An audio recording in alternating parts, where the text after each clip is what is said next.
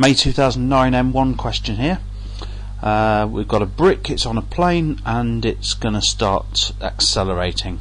So, as with all these types of questions, diagrams are the first thing I'm going to draw. Then we've got an angle, slope here, and we're told that tan theta is 4/3. Now, if tan theta is 4/3, I'm not actually going to try and work out what theta is. Never do that. They're actually helping us here.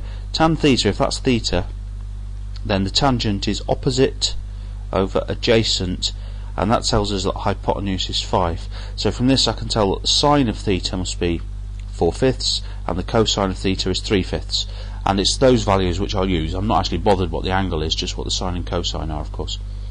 So we've got our brick here, and I'm going to draw that as a particle. Its mass is 0.5 kilograms, so its weight is 0.5 times 9.8. It's got a normal reaction in that direction, and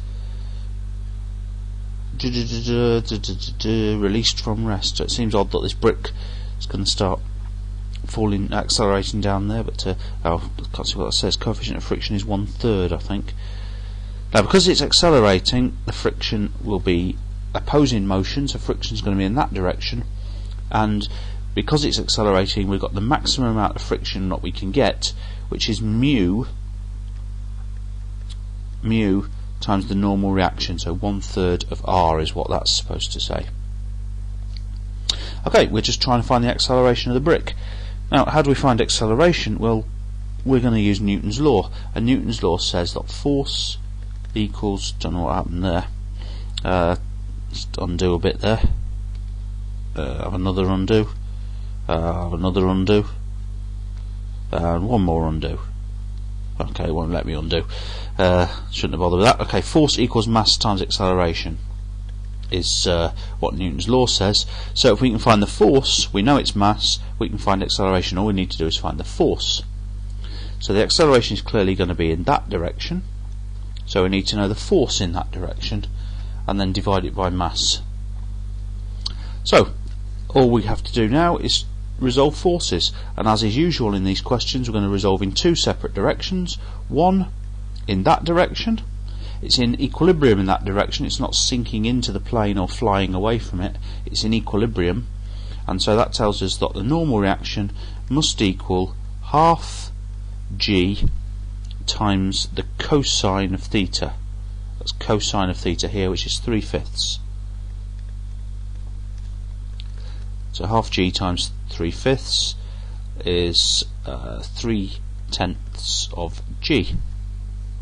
That's the normal reaction. Now we're going to use that in that direction, using force equals mass times acceleration. So the forces in that direction are not balanced. It's not in equilibrium down the plane, it's accelerating. The forces down the plane are half g times sine theta, that's through here, subtract 1/3 of r, and that equals mass times acceleration. So all I need to do now is make A the subject of this lot. So half g sine theta is 3/5, sorry, sine theta is 4/5, idiot, so we get 4/5 times a half is 2/5, so 2/5 g. Half of r is of course 3/20 of g, and that equals a half the acceleration. And so acceleration, I'm probably going to make a mistake somewhere, let's make everything in 20ths. We get, this is 8/20, so 8/20 take away 3/20 is 5/20, which is a quarter. This is a quarter, and we need to double it, so I think we get a half of g, so 4.9 if we must. So acceleration is 4.9 meters per second squared, and that sounds, does it sound alright? Oh, probably.